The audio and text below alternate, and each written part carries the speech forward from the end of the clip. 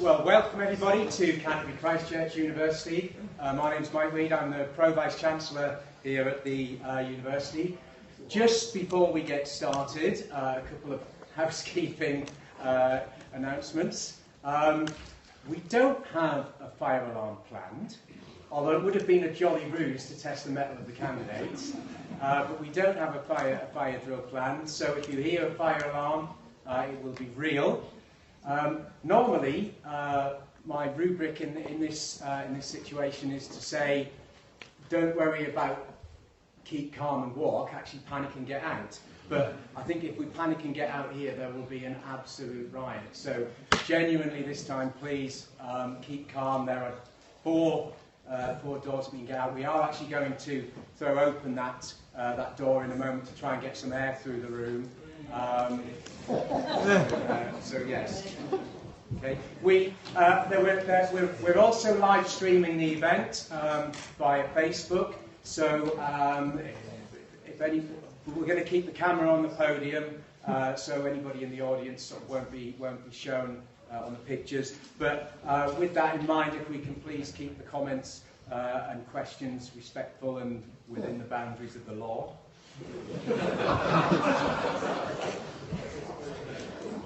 Okay. So at Canterbury Christ Church University, we are welcoming of all faiths and none. And like everybody else across the country and indeed across the world, we were shocked and saddened by the events in Manchester a few days ago. And so I would like us all to just pause for a moment of quiet reflection for those who lost their lives or were injured.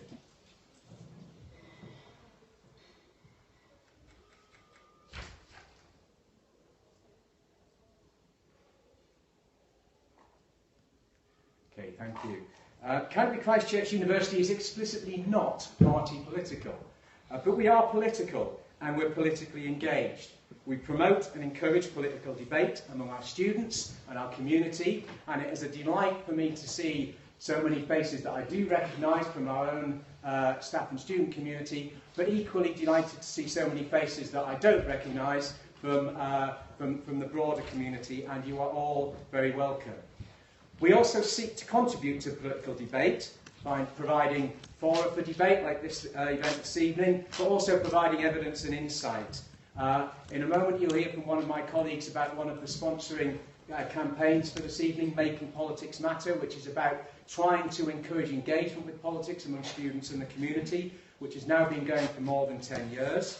One of the other hosts of this evening, CEPUS, our Centre for European Studies, has been highly engaged in the pre- and post-Brexit debate, looking at the impact and the potential impact of Brexit on Kent and the South East, and detailing the asks that the Kent economy might have of government given the situation we are now in. At times of heightened political focus such as this, our expert comment blog is lively and rapidly changing. And as well as election commentary in the last week, we've had commentary on alcohol use during pregnancy and how the evidence for that might be considered, the visibility of children in party manifestos, and various views of integration and multiculturalism in the political arena. But now, and for this evening, we stand back from the debate and act as warm hosts and facilitators for what I'm sure will be a lively and heated debate on this very hot day. So welcome once again to Canterbury Christ Church University. I encourage you to actively participate in our General Election 2017 hustings for the Canterbury and Whitstable district. Thank you.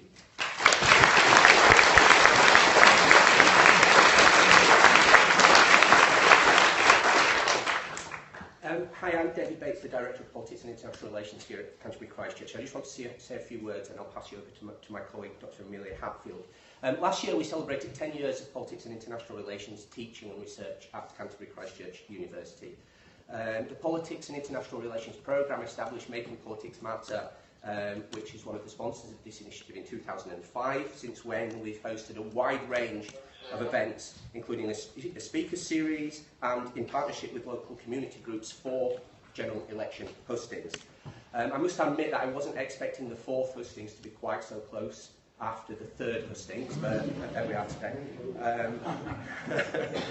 The general aim of Making Politics Matter is, at least when it was established, was to tackle the issue of disenchantment and disengagement of the general public in relation to political debate. But looking at the attendance here tonight, either I'm going to claim that the work is done or there's been an important shift going on. So this is really wonderful, great attendance on a Friday at the end of the week.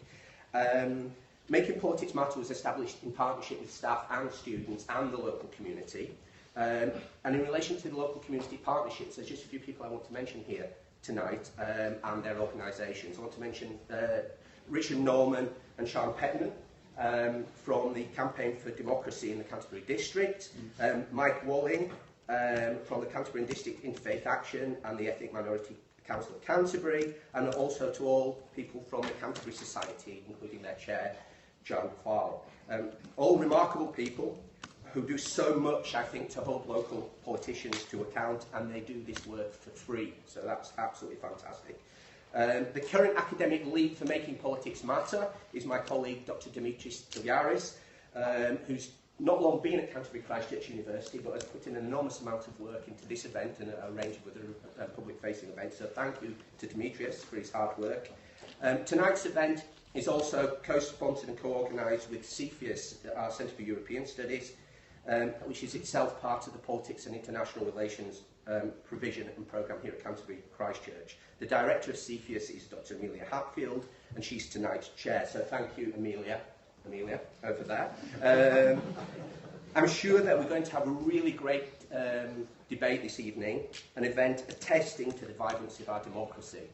So over to Amelia. Thank you.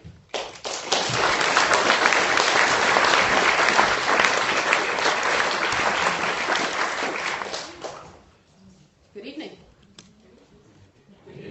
Well. Welcome to Canterbury Christ Church. I'd like to explain very, very briefly how tonight is going to run. I think some of you have probably been to hustings before, but for those of you that haven't, you're in for a wild ride. First, in the question corner, because of course questions are very, very important, and I think the answer is probably almost as important, Sean Petman and Richard Norman, and Lizzie Bailey and Demetrius. All of them are going to keep track of the questions that we have received from Twitter, from Facebook. Many of you have already emailed in, and some of you have even posted questions in the box. And they're going to be organising those into key categories which we feel are very pertinent and important and contemporary. So, in addition to that, we'll of course be taking questions from you, the audience here, and for that I'm going to rely on our only politics graduates can possibly do this. Jack Brooks and Noura Bertanen, who are in charge of the roving mics. Now, Jack knows everybody, and Noura is in charge of the lacrosse team. So, I'm just going to leave it there. In terms of timing, Reverend Mike here is going to ring his bell with skill and timely efficiency. Shades of just a minute there, I think. And lastly, a reminder that tonight's event is, thanks to Philip here, live streamed via our Politics and IR Facebook to ensure maximum reach, obviously, of the event in these social times, particularly those unable to be with us here tonight. I think there may be more than we have expected, as well as being broadcast live via CSR. Delighted to have them here with us. And so that means good behavior, very good behavior. Well, to begin with. So you can send your questions, even now, to Question Corner, via Twitter. Please use the dedicated hashtag, hashtag CCCU hustings17. And if you'd like to comment yourself on the candidates via Twitter, you can use their hashtag. But the questions are going to be submitted to all four. So don't just say this one's for Rosie or this one's for James. When we have a question, it's posed equally and democratically to all four as well. So the structure is going to be as follows. We're a little running late, but that's all right. I'm going to ask each of the candidates to introduce themselves for 2 minutes. And if they really go beyond 2 minutes, Reverend Mike, I think will give us an example of what that's a phone. I don't want to. That's not what that sounds like. Mike, do you want to give us an example of the? Every bit as elegant as I am. In the first 45 minutes, therefore, the candidates here have 1 minute to respond to your questions. As we get closer and closer, they're only going to have 45 seconds. And in the final 15 minutes, they have only 30 seconds. Okay? Yes, that's right, Canto Pro. Okay, so the speaker order is going to be from left to right, geographically, not ideologically. Rosie, James, and Julian, and Henry. That's wonderful to have them here behind me. So, with no further ado, I give you your candidates. Rosie, would you like to start?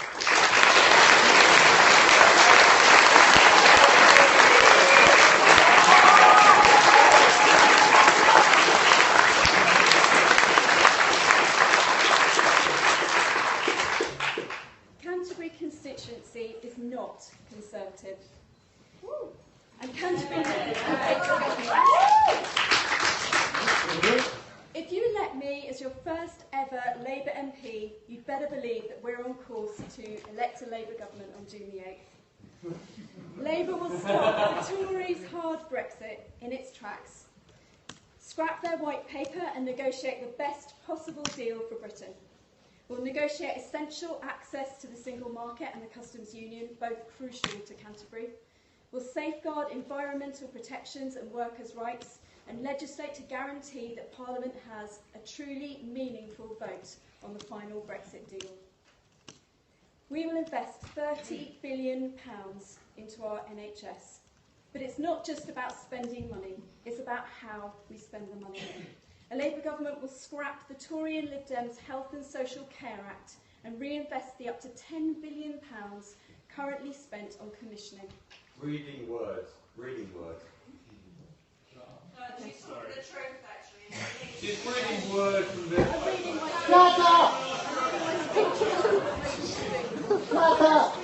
We may even be able to afford our desperately needed new teaching hospital with the money that we save from commissioning. Oh, okay. Right. Is that better? No? Okay. Thank you. Is that better? Okay. We'll make sure that every child gets a free school meal. Why is that so important?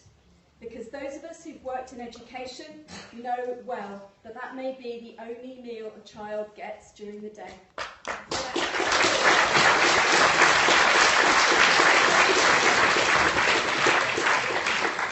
Labour will scrap tuition fees.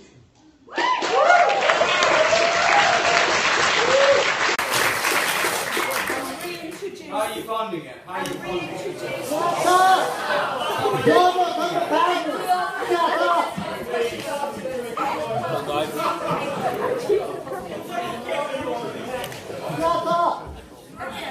Get him out of the room! Respect! Labour will scrap tuition fees completely and reintroduce the education maintenance allowance for 16 to 18-year-olds. Labour believes that education is as important as health, so we're going to create a national education service. Electing me as your MP means that Canterbury and Whitstable will be represented by an ordinary person who understands the struggles of the majority of people in our community. I know what it's like to be a single parent, to be dependent on tax credits, and to struggle to pay my bills. I'm passionate about fighting for people who need a helping hand. I will stand up and not just stand by. Thank you.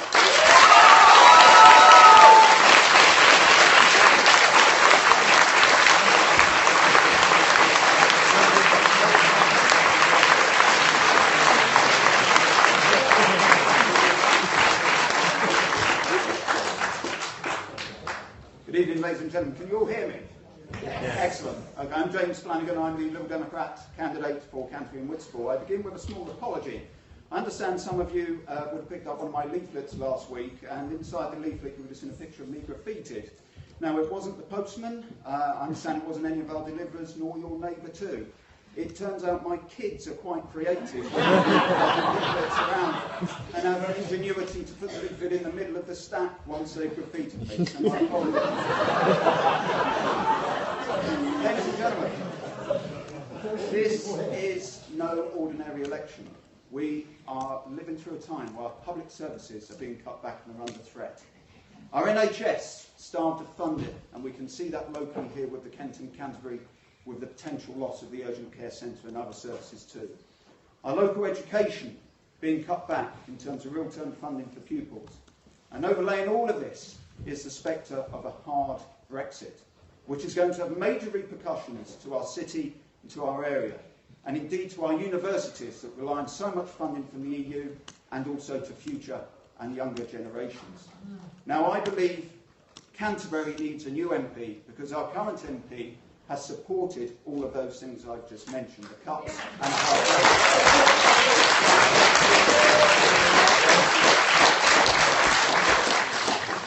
I want to be your MP because for each of those I will fight for what's best for my hometown, Canterbury. Myself and the Liberal Democrats will fight for extra funding for our NHS, for social care and for mental health too. We will fight for funding to make sure that there are no real-term cuts to education and to schools. We will fight to make sure that EU citizens are guaranteed the right to remain not next month, not next year, but now.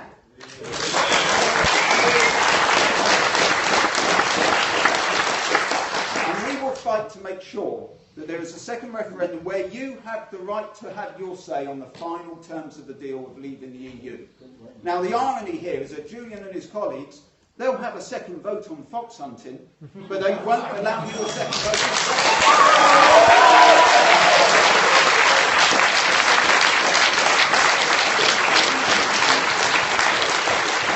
I will fight for you to have your say on Brexit, and I will vote against fox hunting too. Give me the chance tonight to hear my experience as a local councillor, as a Canterbury lad, and to be the MP that you all deserve. Thank you.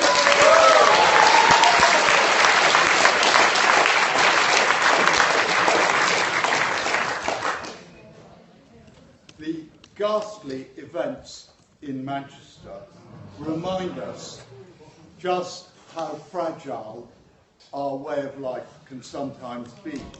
I'm proud to be part of a party which believes in strong defences, which believes also in a generous aid programme, because aid is often crucial in restabilising the areas from which so much of this instability comes. And I'm also proud of being part of a party that has just passed the Investigatory Powers Act, which gives the security services the powers they need to cope with the use by terrorists of social media. And my shopping list. But to pay for these things, and to pay for the public services which matter so much to all of us. My children were born at the Kent and Canterbury. I've been treated there. To pay for all these things, we have to have a healthy economy. And I'm proud of the fact that despite taking over an economy, Conservative-led government taking over in 2010, where £4 is going out for every 3 coming in, we've managed to get the economy moving again. We now have one of the best growth rates in the developed world, and unemployment is half what it is in the rest of Europe.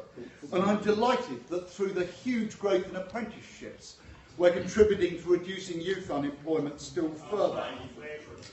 If you re-elect me as your MP, I will fight for the best for our country, for the best for our country in the Brexit negotiations, for the best for our country in this very dangerous world today. I'll fight for our community, and I'll keep the open door, which I've had all through my 30 years here on surgeries, letters and the rest, even to those who can't listen to an opposition speech without abuse. I look forward to your questions. I'll give you our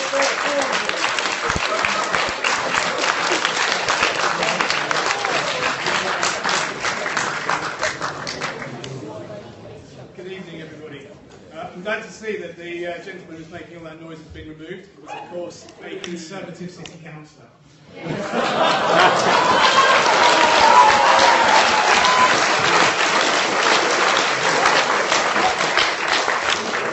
Classic Tory, full of noise, no substance. Let me talk about me for a moment. I love Canterbury. My favourite street in Canterbury is Castle Street. But there are lots of things I love about Canterbury. I love Toddler's Cove. It brings back memories of teenage flirtations, or I should actually say unsuccessful teenage flirtations. I love the Bell and Crown. It's a great pub. It's where I had my first drink. I love Bell Harry Tower. It's a magnificent monument. I've been lucky enough to go to the top of it. It's truly a very special place. But I love Castle Street because it's where I kissed my wife for the first time. And this is not just a trip down memory lane, although you might think that's my favourite street. But the point actually is that I am, like James, a local person, and I love Canterbury, and that's why I am stood here. And this election is about Canterbury and standing up for what matters in Canterbury, because we've got a jewel of a city here, but we are in danger of letting it slide. And the problems we have are significant, and the things I will fight for as your MP are air pollution, which is taking away 750 years of life from our residents every single year. I will fight to improve the homelessness situation, which is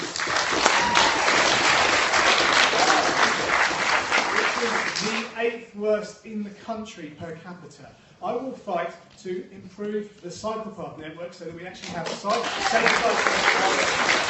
throughout all of Canterbury. And I will fight for our urgent care centre. And I mean properly fight.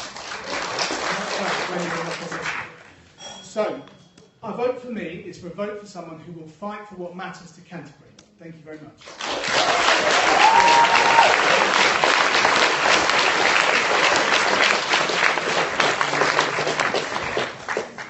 All right. You've heard slightly over the 2 minutes, I think.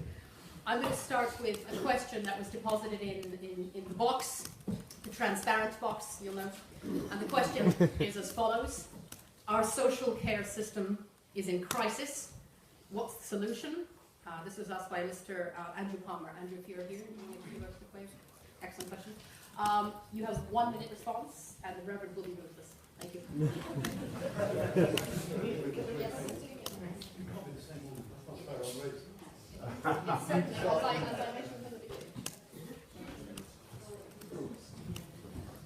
going to take a lot less than a minute. It takes a few seconds. We need properly funded social care, and we need nurses who are available all of the time. My grandma's 97, and we are paying £1,000 a week for her social care because she's been in hospital for 7 weeks.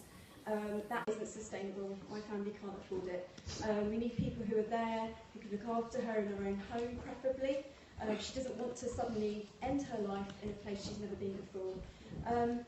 I've heard a lot on the doorsteps about people being very, very unhappy with the Tories' policy of selling their houses and having to sort of basically fritter away whatever they've built up over their lifetimes to spend on social care. We can afford to fund social care. The fifth richest economy in the world.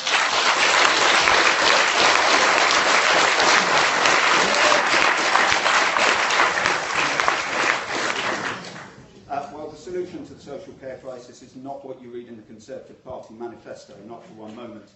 I met somebody this week when I was canvassing who was extremely worried that they are living with the person that they care for, and worried that if that person was to pass away, what would happen to them and the house that they live in should the Conservatives bring in that social care policy if they win the next election. And that's absolutely the issue here. That is the wrong way to go. The best way to go, and the Liberal Democrats are proposing this, we are going to put a penny on income tax to raise £6 billion a year, not just for the NHS, but for social care and mental health as well.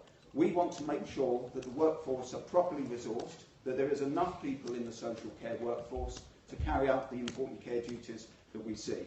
We're already seeing within the next 2 years there could be an increase of 25% in people who need care in this country. The key way of addressing this is to be upfront and honest with people, which is what we are doing. We will put the penny on income tax and bring forward extra funding to make sure we have the workforce available, to make sure that the morale of the workforce, which has been undercut at the moment, is also made good.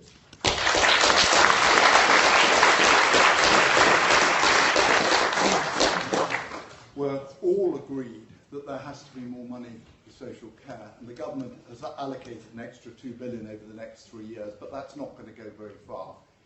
The reality is it has to come from somewhere. Labour are not willing to say where it's going to come from. The Lib Dems have been honest and said they put money on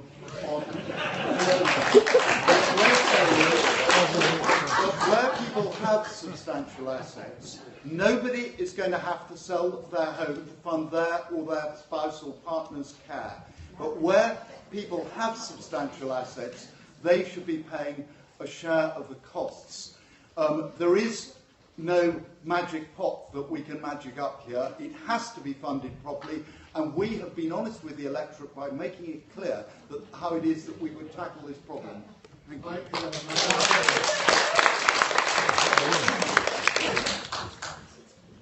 Everyone seems to have forgotten the U-turn that the Conservatives did. I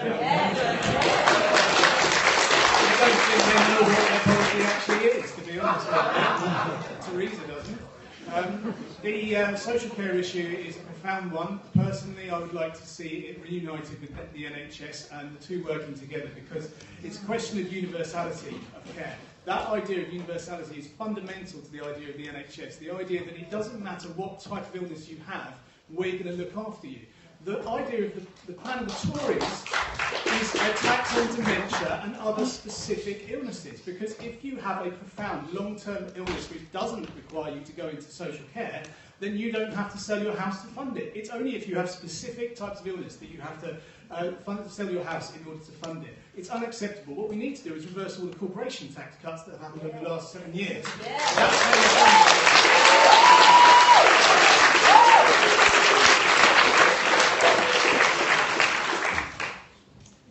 Well, they're whipping through at a rate of knots. Okay, this is an email question. It's submitted by Sue Langdon, a member of the Campaign for Democracy in Canterbury District. It's the Stephen's Residents Association.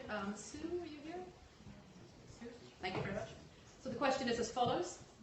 Does each candidate recognise and acknowledge the present financial unsustainability of local government? And if elected, what action do they envisage taking on behalf of local communities to ensure that local authorities are properly funded? Almost possibly an exam question that we might set here. I think we'll give Rosie a break, and I think we might start from the left just to kind of keep it a little bit hot. So, Henry, would you like to come on up? Thank you very much, please.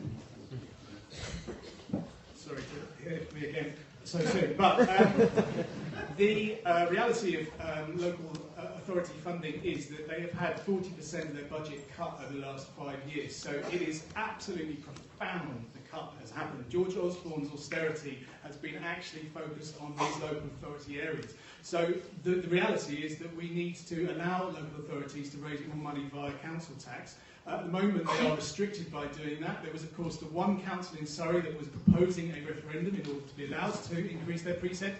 And how surprising, the Conservative government stepped in and did a dodgy deal so that didn't actually happen.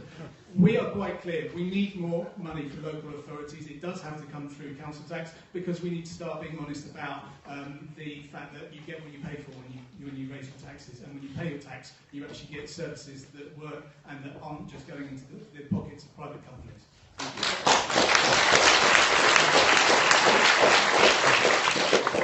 I'm a strong believer in local government, and I'm proud of our Conservative Kent County Council and Canterbury City Council. It is true, it has been difficult. It's been difficult right across the public sector with the need to get the books into balance. Local authorities who want to raise more can do so with a referendum if they wish to do so. The most stretched area has been, we've already discussed, has been the money going into social care through local authorities, and we've already covered that. I support local authorities' rights, but I also believe profoundly that experiments like the Northern Powerhouse, in which we're delegating powers to, in that case, the first experiment was with a Labour-controlled authority, in which we delegate a whole range of services to a unitary authority, is a good idea. I'm in favour of delegating powers. It brings them closer to the people where they're more accountable. So I think that's the big way forward. Thank you.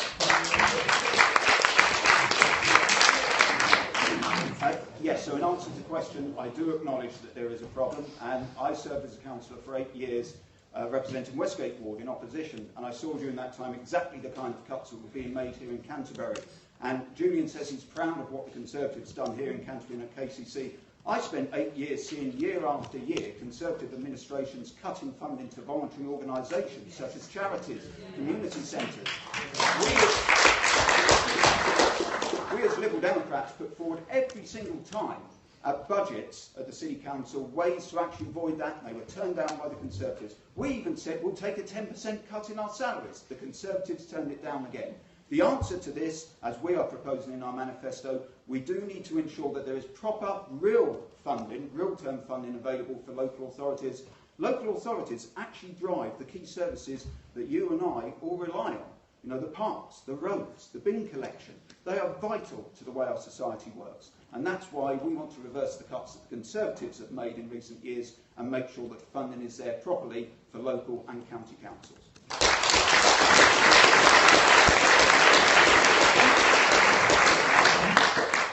Nobody wants to raise council tax. It goes up every year as it is, but we may have to look at that. I think the question was, how, as your MP, would we help local authorities to get more money? So if it involves, I mean, I think our current MP is famous for saying that he doesn't get involved in local politics. I'm chair of the Labour Party in Canterbury, and I do go along to the Guildhall quite often to support our Labour Party team there. We've got 3 councillors in the official opposition. So I'm well aware of the problems that there are. For example, the Tories recently cut the budget to care homes. So we've got 3 elderly sort of care homes that are staffed, supposed to be staffed 24 hours a day.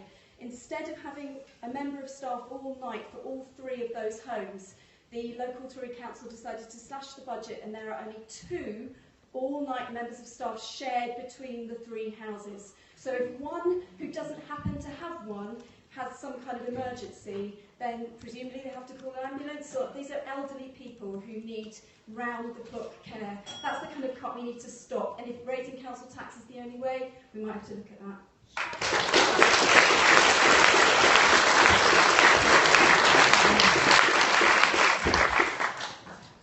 Another email question, and possibly the last one where each of the candidates has 1 minute to answer. What practical measures will you support to improve air quality in Canterbury? Henry, you want to take a whack at this? I have a list.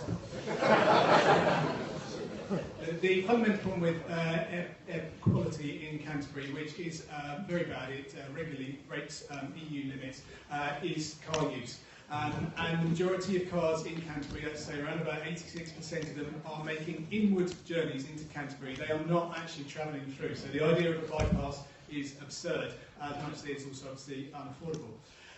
The way we therefore need to approach this is by the idea of modal shift. That is to say, people need to be in their cars less. There are various ways of encouraging people to do that. For example, the car-free day, which, funnily enough, the Conservative Council buried once they got a sniff of it possibly happening. There are other things we can do as well, though, like more cycle paths, which actually go all the way around Canterbury and don't just stop at the ring road as they currently do. There's things we can do to consider things like a low emission zone or a congestion charge, or as they do in Paris. I know it sounds fanciful, but we could actually look at the idea of alternate number plates so that only cars with a certain number plate letter can drive on certain days. But those are big long-term things. There are things we can do in the short term, like make buses cheaper and more plentiful. Transport and cycling are the fundamental things that will make this change. And when you consider that we also have a profound obesity crisis, a bit of walking around and cycling is going to help us all. And I speak as someone who's guilty of this. The other thing to note is that we have the highest number of dementia sufferers in the county, and air pollution is now linked to that. So this health crisis is very real and it's affecting all stratas of our residents. Thank you.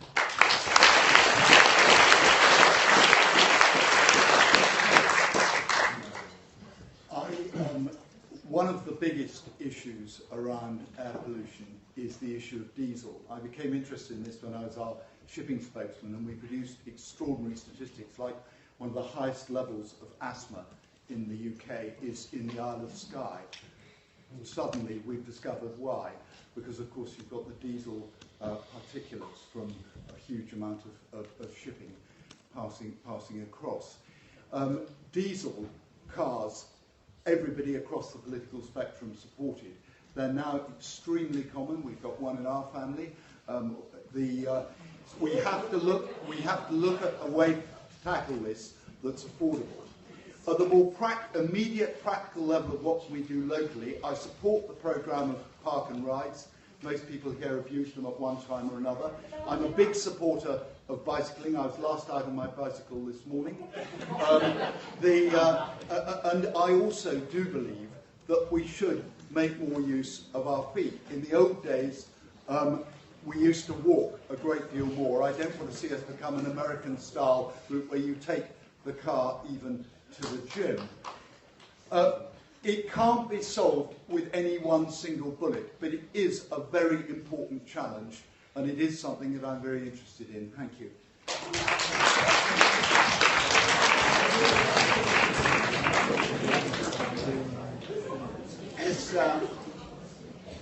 I was speaking recently to a gentleman in London at a conference I was at about air pollution, work-related, who was saying that this is the biggest issue now after smoking in terms of the way it affects us, the way it affects our children and their lungs especially.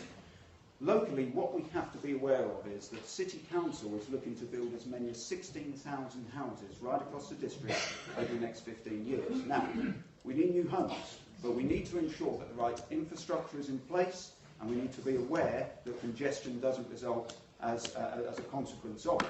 We've got 4,000 new houses about to be built in South Canterbury. Kent County Council say that's fine in terms of traffic. Can you imagine what that's going to do to pollution and congestion in Wincheap at peak time? This is absolutely the wrong way to go and has not been thought through properly. The other thing I would say is the City Council locally have got to admit that their long-term strategy called Unlocking the Gridlock has failed. No more city schemes like the Westgate Towers traffic trial. I don't know if you remember that a few years ago, which actually led to more traffic and more pollution and more congestion. This has to be a wider thought-through strategy for the whole of the city, one that does encourage more bus use, one that does see nationally a diesel scrappage scheme, as we the Lib Dems are proposing, but one that the City Council takes seriously, rather than simply paying lip service to, as it did do in my time as a councillor and continues to do so. Thank you.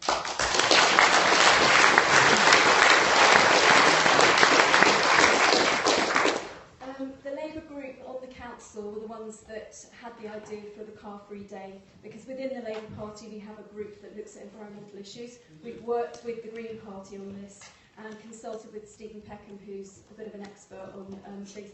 So what we've been doing is monitoring the air quality in Canterbury over the last few weeks. There's been a rota and a green group looking at that. There are loads of things we could do. We need to look at the buses. They need to be the right kind of buses that are environmentally friendly, and they're easy. You know, it's easy to do. As I think Henry mentioned, when we had full support across all of the councillors in the City Council, we then suggested a working group to actually put the car-free day into practice, and it was then that the Tories changed their mind and blocked that from happening, despite it being a cross-party initiative, which was really disappointing. We are going to carry on pushing for that. We had a recent bike day around Canterbury. The Labour Party led on that, and we were joined by a couple of the other parties. I worked in primary schools, and I see that children have a blue pump, a brown pump, all kinds of pumps, and they are literally ill every single day in the middle of the city centre.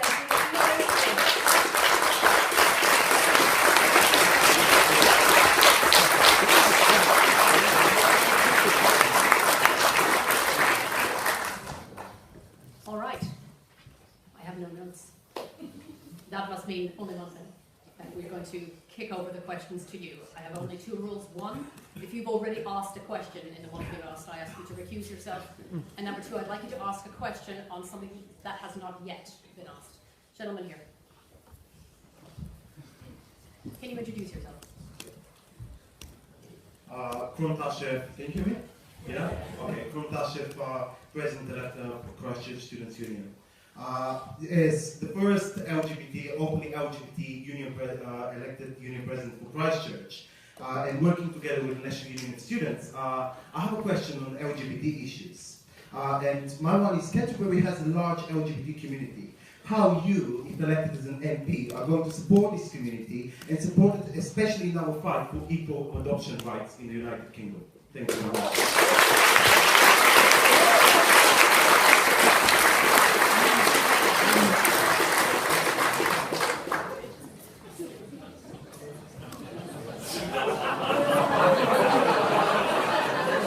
The debate on gay adoption is long behind us. What I would say, though, is that my stance on that was always based on deciding what was in the best interests of children, not about rights. The debate is long gone now. What about Fox hunting?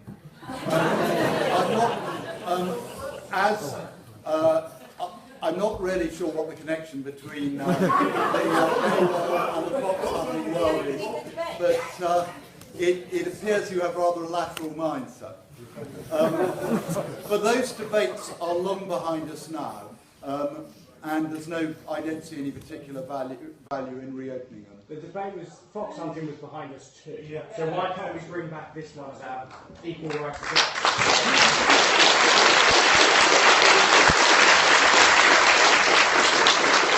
The problem with the debate on fox hunting is that the CPS, the Crown Prosecution Service, have said that that the current law is unenforceable and unworkable. So effectively, we have an absurd situation where we have a law that can't be enforced.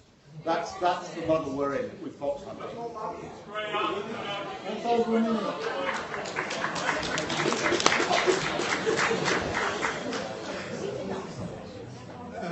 The Green Party fully supports all elements of the LGBTIQA community, and I would go further and say it goes to the absolute core of our democracy and the fundamental idea of treating all of our citizens equally, and it's as simple as that. Thank you.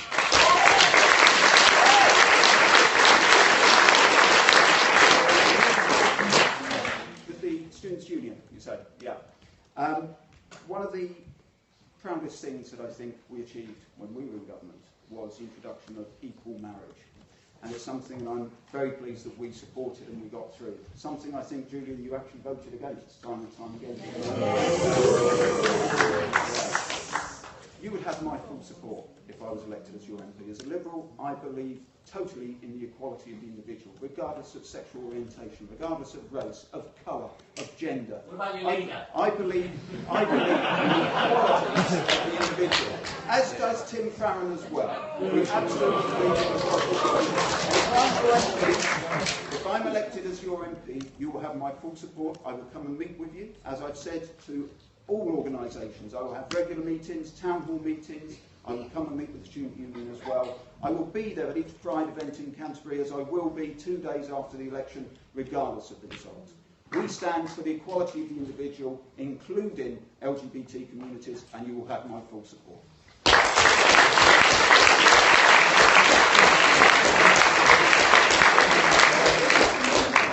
Children have absolutely no interest in your sexuality. They need a loving, caring home.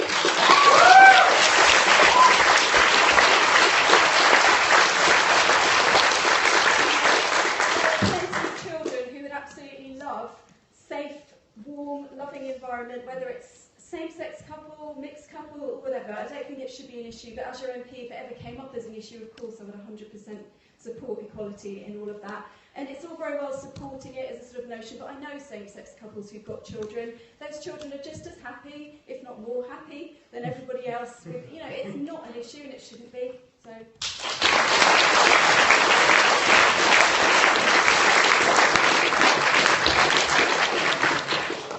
I'm delighted to see, sorry, got the note. We'll come back to it, don't worry. We've got some young people in the audience today, and we have had a question put in on the issue of grammar schools.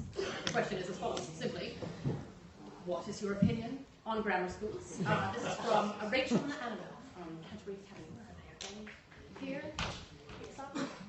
Thank you very much, ladies. That's a very pertinent question. So I think we'll start with Rosie on this one. Opinions on grammar schools. The Labour Party policy on grammar schools is not to support the huge funding and the building. We've been calling it the Tory sort of vanity project. And we don't support that. We're not going to close down the existing grammar schools or starve them of funds. My eldest son is at a grammar school, he absolutely loves it, it was the right thing for him. My youngest started there and just did not get on, he found it too competitive, and he's gone to, I think it's a free school, but a kind of more ordinary school where there are girls and it's a bit more equal. And he's a lot happier.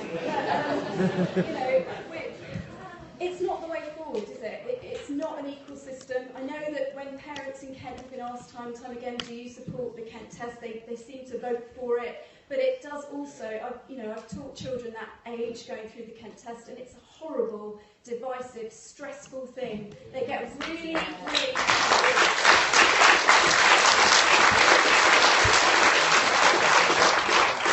to be kind of given the impression that they're not good enough or not as good as their peers is pretty damaging in my opinion. So, you know, that's our policy, that we won't support brand new, really expensive grammar schools being built.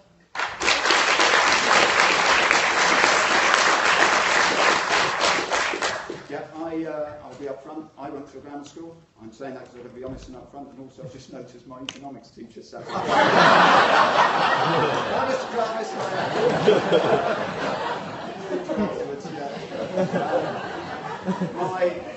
my daughter goes to grammar school. She goes to Langton. And I remember a couple of years ago when we spoke to her about the Kent test and when the results came through, and I remember the moment when we opened up the results and had to explain to her that she'd missed out by a point. And I remember the look on her face, and it will stay with me forever. Look at this, an 11-year-old being told, we didn't use the word failure, and that's the wrong word to use for 11-year-olds, but it does register with them. And my big gripe with grammar schools is this, that the way that kids get into grammar schools on just one test, the Kent test, is too much for 11-year-olds. There must be another way. There must be another way in terms of looking at how that child performs across a year, 2 years, taking into account what the teacher says perhaps as well, maybe a test. But it's got to change because that is too much pressure being put on kids at that age. The Lib Dem national policy is no more grammar school building. The one thing I would add is that what we need to see is the right level of standards and quality standards and investment across all schools, not just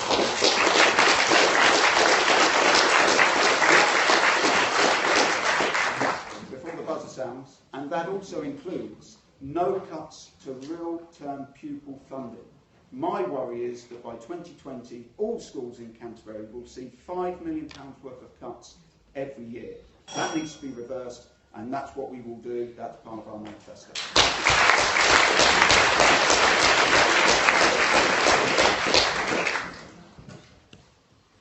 Poor educational outcomes have been one of the key drivers of poverty in many communities up and down the country. And I'm proud of the fact that the proportion of schools that are getting Ofsted ratings that are good or outstanding has risen to the point where we have 1.25 million more children in schools with those ratings than we had when the coalition took up office 7 years ago. I believe the grammar schools in Kent do a great job. I actually shared some of James's concerns about the assessment process, but so does Paul Carter, and so does our Prime Minister. We do need a broader system of admission that takes account of potential as well as performance on the particular day. A child from a very deprived background is at a disadvantage compared to one who's had a lot of coaching, for as an obvious example. I do believe it's right that we should make it possible for children in those parts of the country where there are no grammar schools and where there is strong public demand to set some up. Kent has grammar schools. I think other parts of the country should have some too. But I think it needs to be based on a broader process of selection, as indeed it used to be. And I just end by saying the rebalancing in the education formula will in fact mean the majority of schools in Kent will be net gainers. Thank you very much.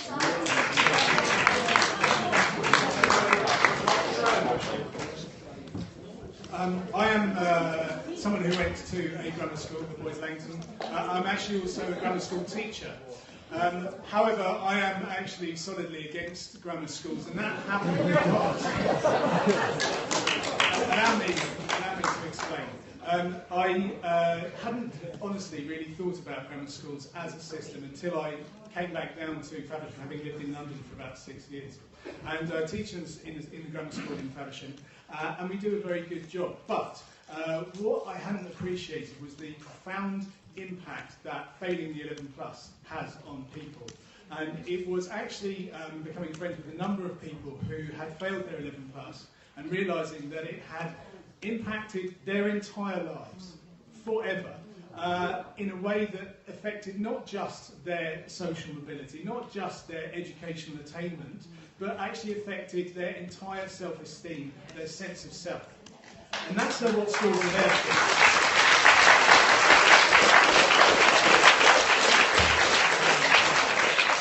Now, we do a good job at our grammar school. Let's be quite clear, lots of grammar schools do. Fine. But this whole debate ignores the 75% who fail. 75% who fail. The Green Party is about everybody, not just the top 25%. And I hate to use the E word, but if we could talk for a moment about experts, the evidence base shows quite clearly that in areas where you do not have selection, that the entire ability range perform better than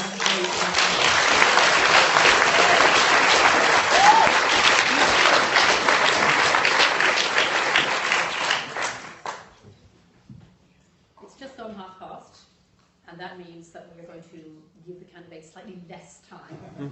They're only going to get 45 seconds, and I trust the Reverend to give us the time on this. I think it's time the questions start getting a little tougher. There's a tweet here, and it goes as follows.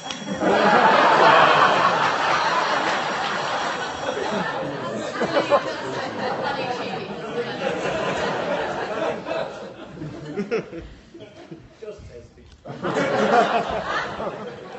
not running for office, I promise. How are we going to staff the NHS as a result of Brexit and the withdrawal of bursaries for nursing education? Yes. Okay, one more time. How are we going to staff the NHS as a result of Brexit and the withdrawal of bursaries for nursing education? I think again we'll start from the left-hand side. Rosie.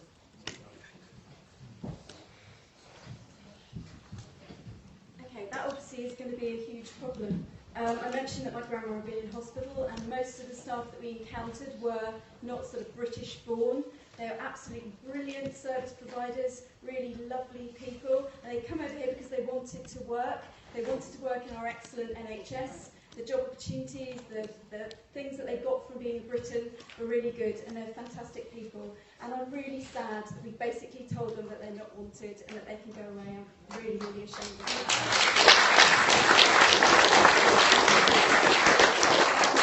The Labour Party obviously needs to be around that table when it comes to Brexit, and we're going to defend the right of those people to still come here if we possibly can, because we need them. And I cannot imagine an NHS without the input of those people from different countries helping us to do the jobs that we need them to do. And as I've said before in speeches, you're much more likely to be treated by a doctor from the EU, educated somewhere else, than you are to trip over people queuing in the waiting room. We need to try and protect those rights for those people that are here already, that have built a life here. We're going to try and do that. We also will reinstate the bursary to nursing.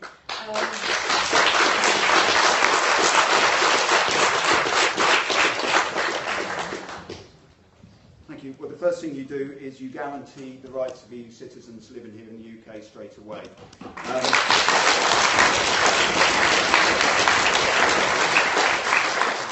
55,000 people from the EU work in NHS England. 5,000 of those are in the health service in the South East alone. 10% of all our GPs are EU citizens. Can you imagine what would happen if they were all up sticks and leave straight away? If you want to maintain staffing levels, you must guarantee EU citizens' rights, number one. You fund the service properly as well, which comes back to what I said previously. The 1p on income tax to raise money to go to frontline services such as the NHS and make sure it's properly resourced. We too will bring back nurses' bursaries. That's an outrageous decision by the government to get rid of them. Very short.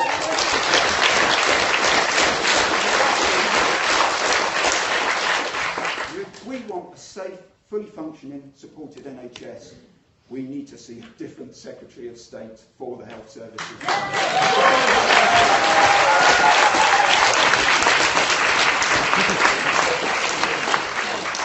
Let me say at the outset, I'm not comfortable on the nurses' bursary issue.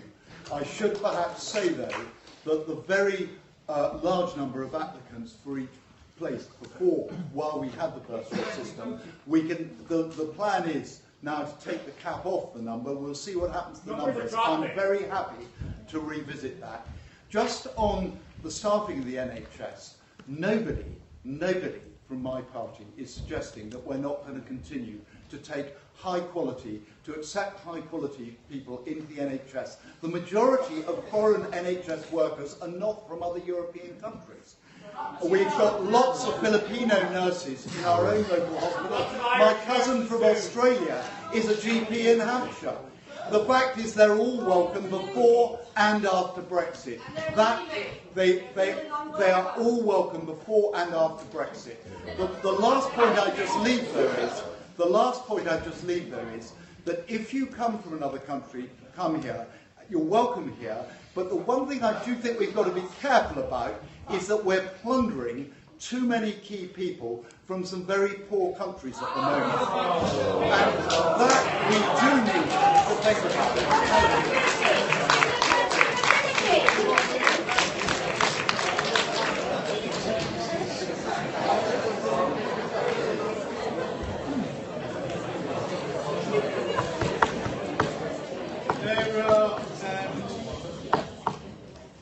I don't see how you can staff the NHS and keep your immigrant numbers down under 100,000.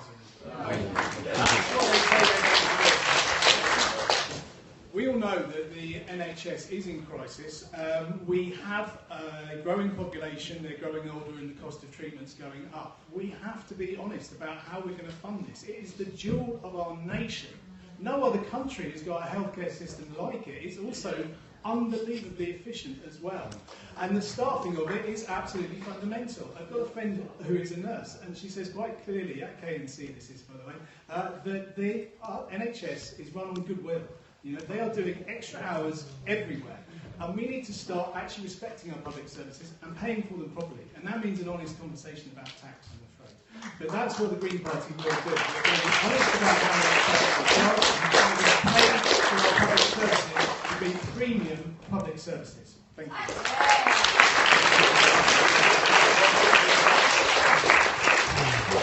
Someone at the back, in the pink. Laura, we'll come to you. Whoever's clear.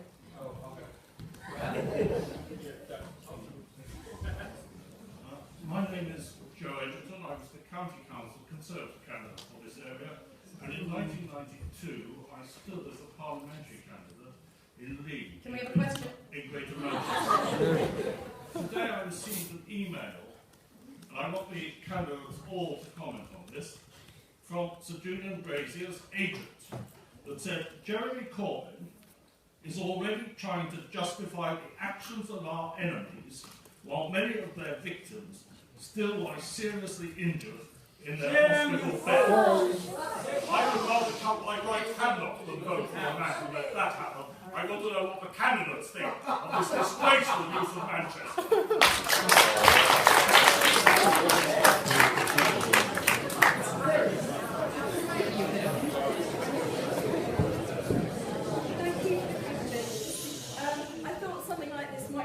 So I am going to quote Jeremy Corbyn for his speech earlier today. I've spent my life working for peace and human rights and to bring an end to conflict and devastating wars. That will almost always mean talking to people you profoundly disagree with. That's what conflict resolution is all about.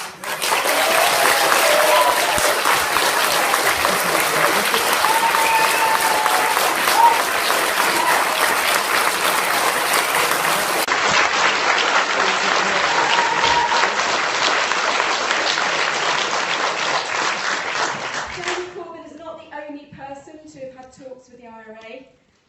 I say this as someone, and I don't want to expand on this, who's actually been injured by the IRA. I grew up in the middle of central London and lived in Bishopsgate in 1992 when there was a giant bomb.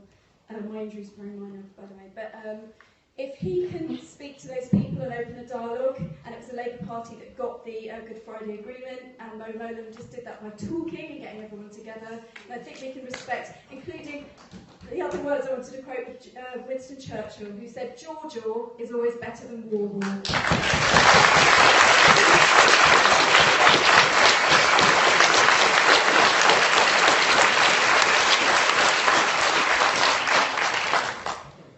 Joe, thank you for the question. I wasn't aware, clearly, that email had been sent as well from Julian Brazier's agent. I think there's absolutely no doubt in my mind that to in any way try and use the events of Manchester for political gain is unacceptable and quite disgraceful. And I will let Julian explain his actions in a few moments' time. I'm not going to answer for him. I think one thing I will say, just in terms of what we are witnessing in this week in the dreadful events in Manchester, I would ask everybody, and this is my view, that the way that we address what is going on in our society at the moment is not to turn around and start pointing the finger and accusing people, and indeed turning against our fellow citizens, many of whom are Muslim, many, and the vast overwhelming majority of which are also really quite upset with what's happening in Manchester. The best way forward is to build an open and tolerant society where everybody is welcomed, regardless of race, regardless of gender, regardless of where they are from. And I fear that there's discussion going on at the moment that's taking that the other way.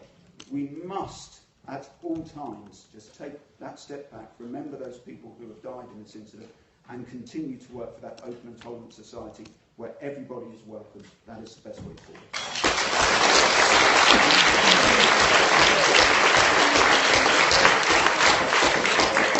I believe passionately in a society that's together, that's cohesive.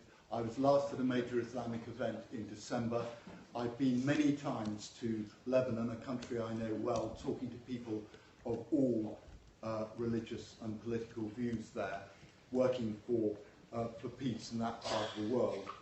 My views on Jeremy Corbyn's comments are absolutely in line with what Charles Clarke, the former Labour Home Secretary, said last night. Those of you who didn't see Channel 4 News should watch what he said. What he said was, first of all, he said, I haven't taken anything that Jeremy Corbyn said on security very seriously for decades. He then went on to say that he then went on. Shut up! Shut up! He then went on to say that to suggest that these people, as Jeremy Corbyn did in that speech, that these people were against us simply because of the incursions, mistaken or not, in Iraq and the rest, is simply to ignore the historical facts. In 9/11, more British people were killed even than in Manchester. That happened before there were any invasions. We are up against an enemy, Charles Clarke said, we are up against an enemy that wants to destroy our way of life. I believe Jeremy Corbyn is wrong. Eurasian Bank is funding Saudi, sending arms to Saudi Arabia. They were the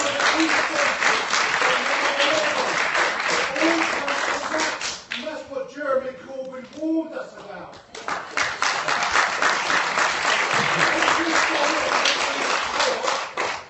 You get blown back.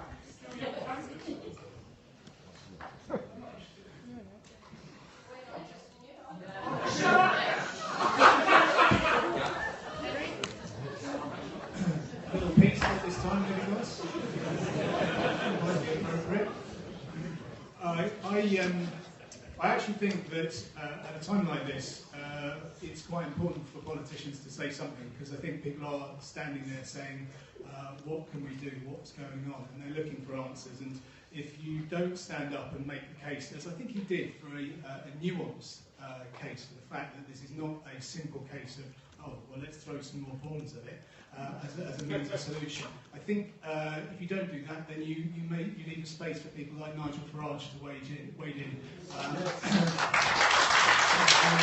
a mess of it. And I think he was right to say what he did, that there are things we need to look at, because the threat was not what it was before the Iraq War. However, let's not get into political debates about this. I think the thing we can do, which will best respond to this, is actually all engage in the massive trust exercise that is voting in the general election. And in fact, it's a giant exercise in tolerance and compromise, and we all do it. And I think that actually is a truly magnificent gesture. Thank you.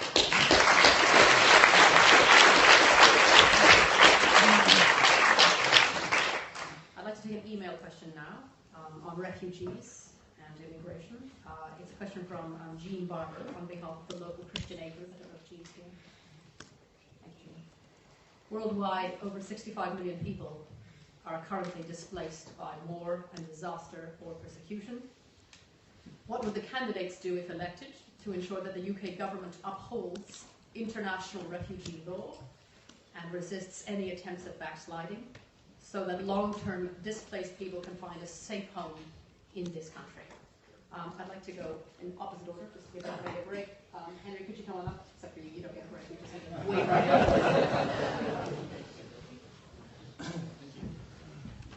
now. So the Green Party is absolutely committed to the idea of trying to reduce the amount of refugees that we have in the world. It sounds very simplistic, but I think the first place we can start is by spending more on international aid. And at the moment, we spend 0.7% of our GDP. I think that's something we should be immensely proud of, because the majority of Western nations don't do that. But I would like us to see, I'd like to see us spend even more. And actually, it would have knock-on effects in all sorts of different ways, because people are worried about the refugee crisis, as they call it at the moment, although Canterbury, for example, has only taken 2 Syrian families, which I think is pathetic compared to the 2 million that Lebanon has taken. But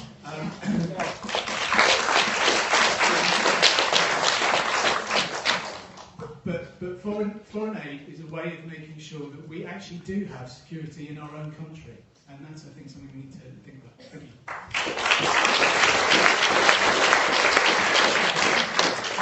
Well, actually, I thoroughly agree with everything Henry's just said. I'm proud of the fact that I was one of our aid spokesmen in opposition when we first made the pledge to do the 0.7% of GDP on aid.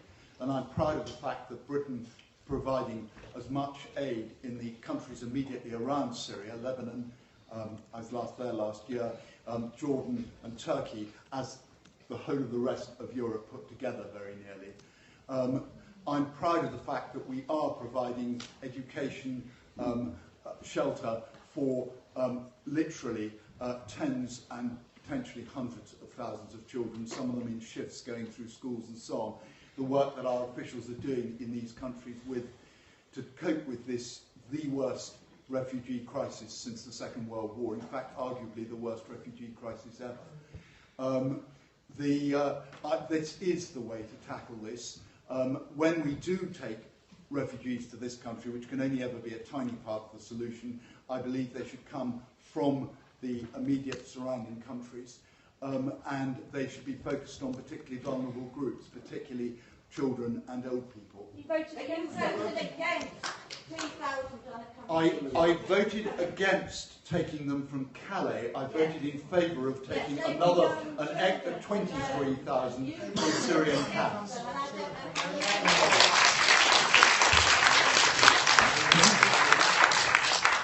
Absolutely, I agree. One of the worst decisions this government has made is to not allow those 3,000 kids to come to this country.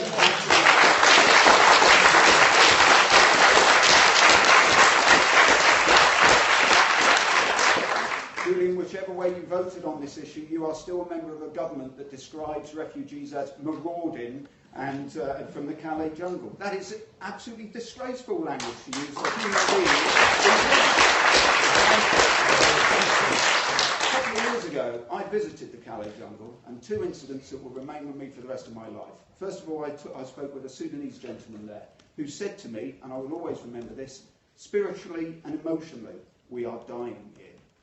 That's real human feeling of somebody in desperate need of help. And then when I went to the makeshift church in the jungle itself, I stood there looking inside, and all of a sudden, next to me, 2 kids. Probably about the same age as my youngest at the time, about 5 or 6 years old. And then I come back to the UK, and we pick up a copy of the Daily Mail denigrating refugees. Totally irresponsible, and all it is, from the right-wing tabloid press and from this government, is trying to sow fears of doubt when we should be actually holding out our hand to help these people who are fleeing war-torn situations. I strongly believe we need to take our fair share. We have a proud history of helping those who are being persecuted. We need to take 50,000 Syrian refugees over the next 5 years, and we need to let those kids come into the country as soon as possible. Thank you.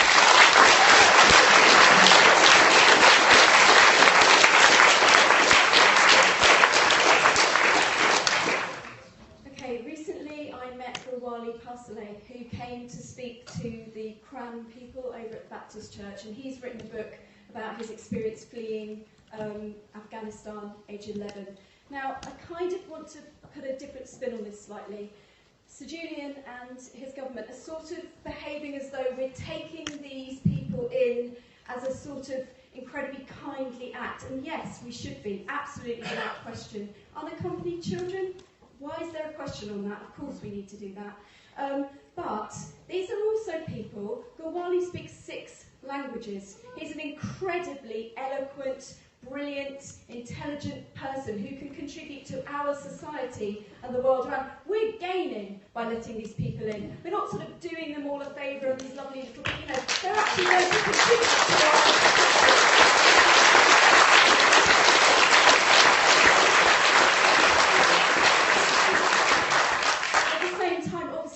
recognise the trauma that they've been through, which is just something that most of us can't imagine. Being on those boats, I'm reading Gawali's book at the moment, and it's really very, very harrowing. And, nobody should ever go through that. So they do need access to maybe counselling or just to readjust to normal life. But then, let's let them contribute to our society and be a part of this diverse nation. That's what we need.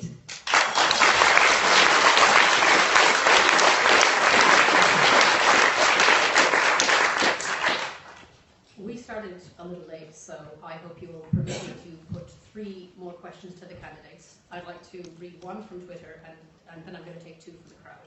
I'm sorry, the audience. How do you aim to help the homeless in Canterbury?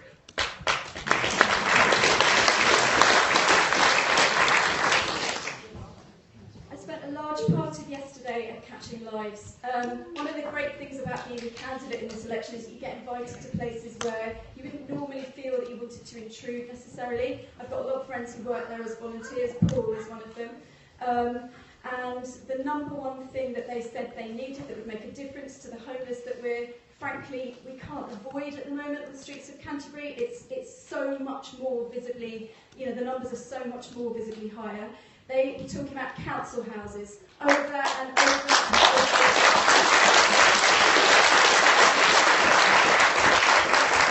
So, from the horse's mouth, the people that work there have often been on the streets themselves. They say they need access to decent housing. Instead of trying to get them somewhere a private landlord owns that may not take people in who've got a bit of a checkered background and they're not conventional, they need to be given a helping hand.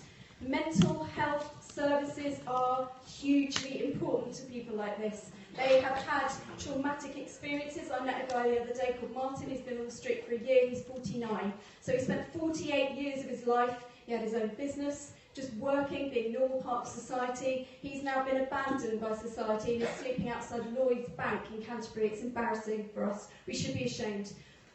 We are second only in the southeast to Brighton in terms of numbers of homelessness. This is a city where people come from all over the world to look at our splendid cathedral and to have a punt on the river, and they're tripping over people in doorways. We need to do better.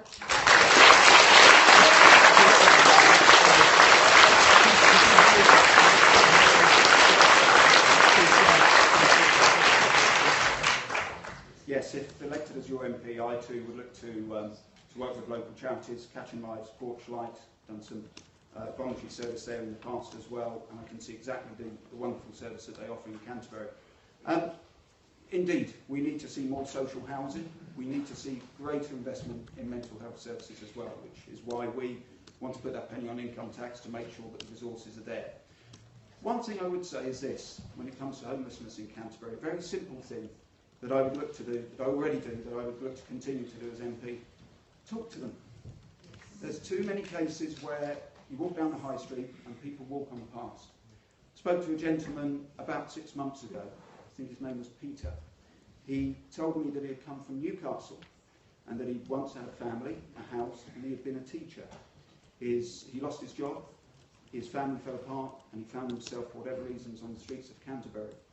You know, these are human beings, everyone. And you know, we need to talk to them, we need to find out their background, and there are cases where we can help them. And I'll finish off with this particular incident that happened to me a year ago. Another person I spoke to at the Westgate Towers, who I gave the advice to go to the council.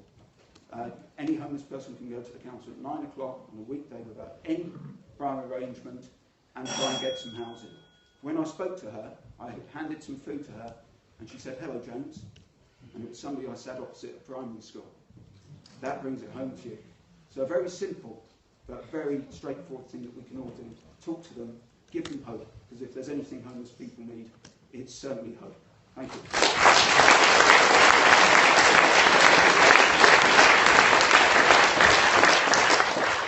I also would commend the work of both Catching Lives and Porchlight.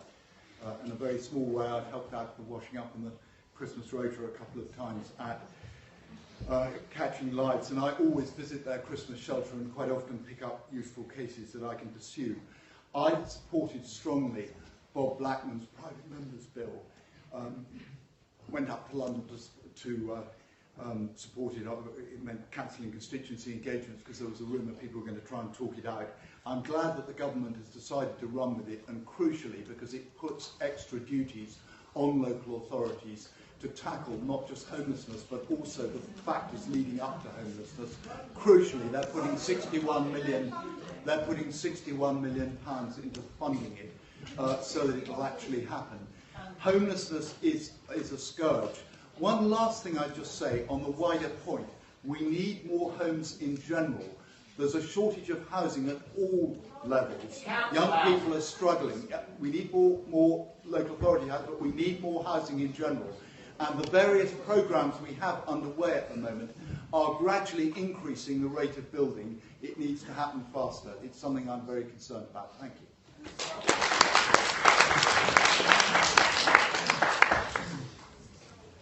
About 3 months ago, the Green Party in Canterbury launched a petition calling for a permanent night shelter for the homeless to be built. Instead of the £600,000 that the Canterbury City Council was proposing spending on improving the top end of the high street. And we managed to get 300 signatures for that. Now, that obviously hasn't meant that we've actually got a permanent night shelter for the homeless, but it is, I think, proof of the fact that we are serious about trying to do something about this problem, which is profound. It's the 8th worst in the country per capita, so it's a really, really big problem. And it is fundamentally about affordability. In Canterbury, we have the largest gap between the average wage and the average price of a house in the whole of Kent. It's 10.5 times. So to buy a house, if you earn the average wage in Canterbury, you have to spend 10.5 times your wages. That is a situation which affects the entire housing market for the whole of Canterbury. It means that all the rents are also therefore unaffordable as well.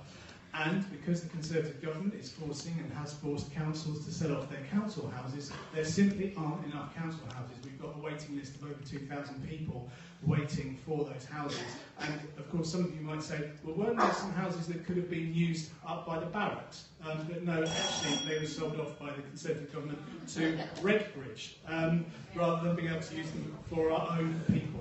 So the Canterbury Green Party is really committed to trying to reduce homelessness in Canterbury, and it is something that can be done. It's not a possible solution. Thank you.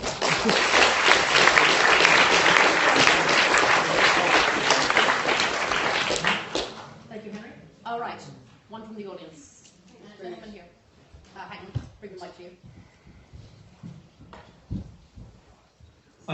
And like most people in this room, I'm deeply concerned about the Canterbury Hospital.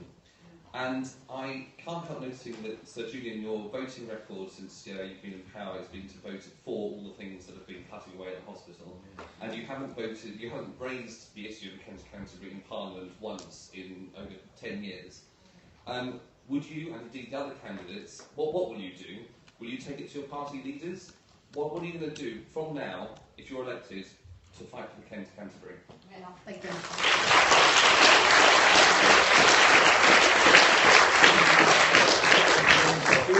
This is top of my constituency priority list. Last time round, when the Labour government proposed to close the hospital in 1998, I commissioned 5 adjournment debates and led a series of delegations. At the moment, we've just started with the threat, with a series of meetings with the management, looking at the overall evolution they're looking at Kent as a whole. I've had 3 discussions with ministers. I may well take it back to the floor of the House, but at the moment it's about trying to persuade people that we have to recognise that this is the hub of East Kent, the hub of the bus system, the hub of the rail system, the hub of the road system, and that the best place to centralise services, because they are increasingly being centralised up and down the country, it's a process that's been going on for a generation, is here in Canterbury. No longer the hub of the service. Thank you. Can I just, you made a point there about Julian's voting record. Julian, I'm going to give you 10 seconds of my time. Is that true? You've not raised health in the House of Commons or anything to do with the Kent and Canterbury in the last 10 years? Is that true? You can Google it. I haven't made a speech about it because I've been raising it with ministers.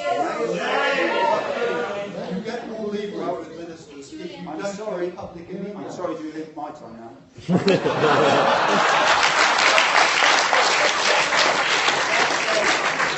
That is what's known as NGE, not good enough. Because our hospital, over the last few years, has always been under some form of threat with the cuts to funding to it. Now, we absolutely need a hospital in Canterbury. This is the second largest population after Maidstone in Kent. We have 16,000 new houses going to be built here, as many as 40,000 people. In 2030, one in 4 people will be 65 or over, and we have one of the biggest student-to-resident ratios of anywhere in the UK. To actually see a downgrading of service is outrageous. We need the hospital to stay here, not just in its current format, but with some of the services it's lost already. And we need to see the urgent care centre remain, which deals with heart attacks and strokes. Our whole district has expanded. The A28 is not. Can you imagine what it would be like to get either to Margate or Ashford if the K&C was to close? And I'm sorry, Julian, to finish off with this such an important institution and building under threat in Canterbury. If you've not raised this once in 10 years and have only raised it with Jeremy Hunt, what hope do we have?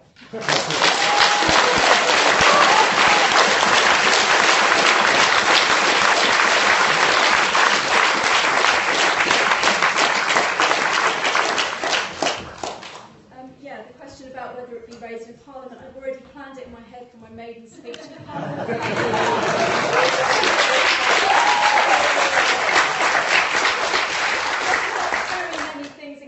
And Whitstable and the villages that come up more than the hospital on the doorstep every single day. And a guy who's 82 who'd had a stroke the week before the stroke unit shut.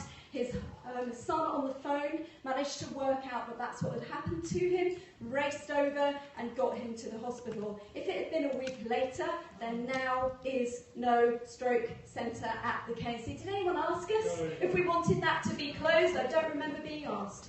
I had both my babies at the hospital. In the first case, I was very ill and they saved my life. I've had broken legs, I've taken both my children there, I've got friends who are nurses there, and it is vital that we keep a hospital in Canterbury. No question, we shouldn't even be asked that really. So yes, absolutely, it would be raised as much and as loudly as is humanly possible in the House of Commons, as should anyone who's your MP do.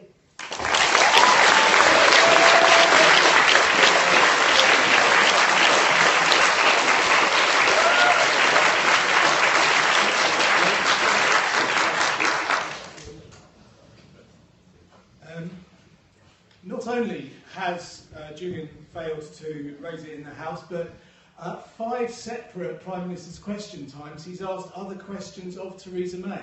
So it's not like he's not prepared to challenge her, he's just not prepared to challenge her about this fundamental issue of Canterbury. I have, you can see my letter to Theresa May, it's on our Canterbury Green Party website. It's interesting to me that last time we had a problem with the hospital, Julian did do a great deal, and he was in opposition. And it just seems quite convenient that in the last 2 years he's done nothing and said nothing in the House of Commons because he's not in opposition this time. We've got an MP here who is complacent and is not doing what we need him to do.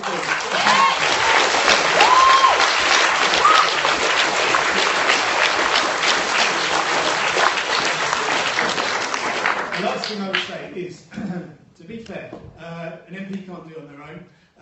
There is an amazing organisation called CHECK, who I'm sure a lot of you know of, the Concern for Health in East Kent. They are the people who are spearheading the fight for our urgent care centre. They're organising a march on the 3rd of June. I really urge all of you to come on that march. I think it's absolutely essential that we send a really clear message to the whole of the political bureaucracy to say, we in Canterbury will not accept our urgent care centre being closed down.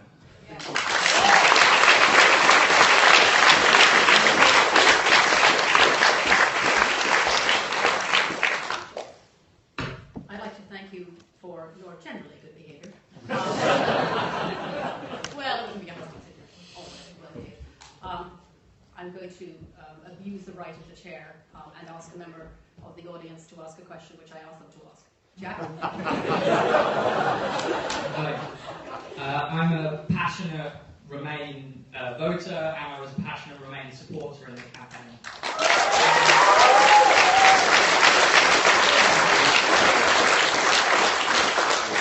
I'm really deeply worried about a hard Brexit. If you supported Leave, can you tell me why I am wrong to be worried? And if you didn't support Leave, can you tell me how we can sort this out?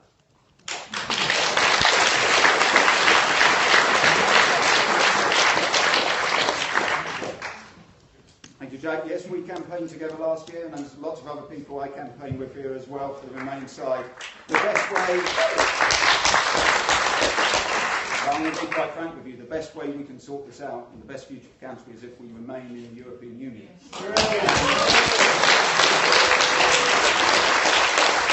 That is exactly why we're saying to the British people, we will give you that second opportunity.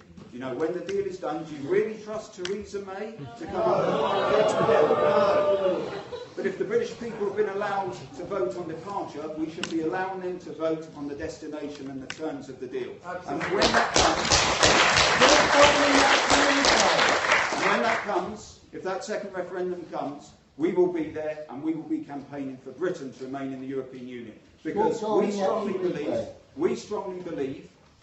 absolutely believe there is no better deal than the one we have in the European Union at the moment.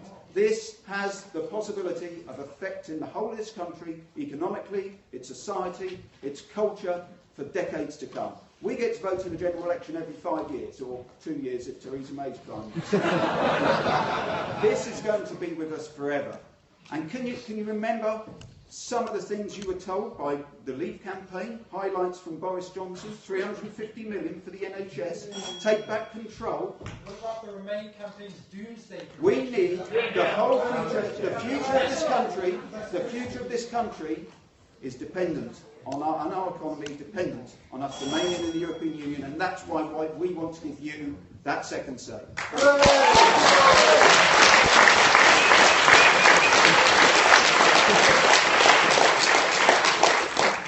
10 seconds on the last question. Be clear, you will find on my website and in lots of parts of the media public comments I've made in my determination to fight for our hospital. You only go for ministers on the floor of the House after the negotiations are broken down. Now, to address your question, the British people voted to leave. We have to be clear on this. The British people voted to leave. We were told that there would be a collapse in the stock market. We were told that there would be a huge decline in people investing here. In fact, from Facebook and Google at one end of the scale through to Boeing and a whole string of other manufacturing organisations at the other. They're coming to invest here. People, even Michel Barnier, The Guardian revealed a leak, hardly a right-wing source revealed a leak, where he said whatever happens, the EU mustn't lose access to the financial markets in the City of London. The fact is we will remain a good European country, but we'll just do so after taking charge of our own laws and our own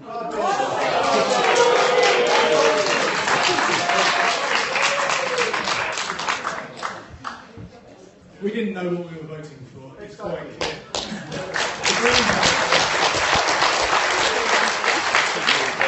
The Green Party will give another referendum, and the option of remaining in will be part of that. The truth is that the pound has tumbled since we left, since the referendum. Inflation has gone up. Our wage growth hasn't moved in 7 years, and as a result, we've got economic figures that now show a slowdown in consumer spending. What we're looking at is not strong and stable; it's strong and stagnant. Okay,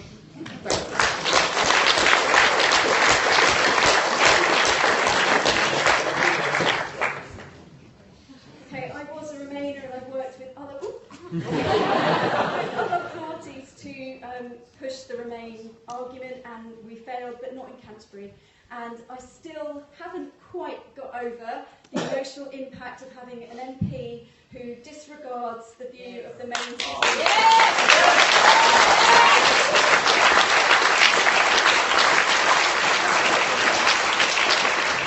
However, as a country, we voted to leave. That makes me very sad, but we do have to honour that, because apparently, according to a poll that Andrew Neil read out on Daily Politics the other day, only 20% of hard Remainers would like another referendum. I'm probably one of them, I have to admit secretly, but we can't do that. So what we have to do, we're not going to get the numbers in Parliament. It just is not going to happen, and the government's not going to do it. So, okay, well, we can't do that. We have to make sure that the rights of the 3 million EU citizens that live and work here are protected by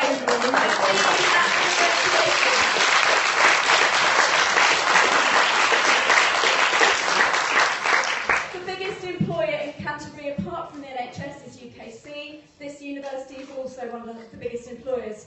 Personally, I'm really hurt by the fact that I'm getting messages from friends saying they don't know where they stand. Friends whose families are mixed and from different countries and things. So I wish we could turn back the clock, but we can't. We need to be there.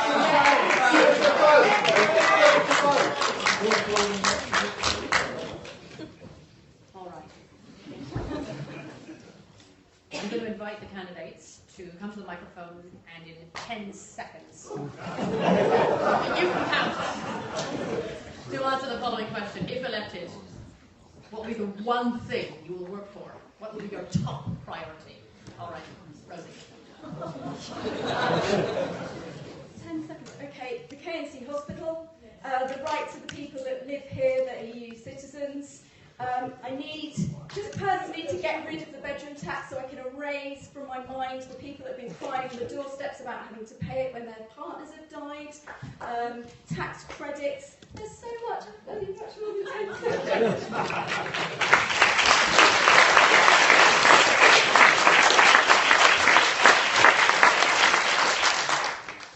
Fight for the NHS. Fight for our hospital here in Canterbury. Fight for us to remain in the European Union. Second referendum. Let's stay in the European Union. If you elect me as your MP, I will fight for that. Thank you.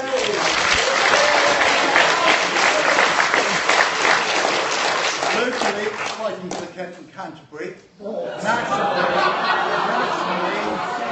Nationally, contributing towards the battle to sort out a foreign policy in the most dangerous times for a generation. Strong defence, generous overseas aid, all mixed together.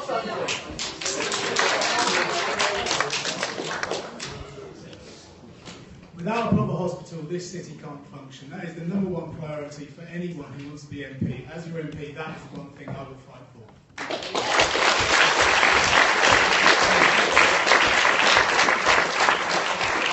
Thank you so much for coming. Don't forget, Canterbury Christ Church, public objective political analysis.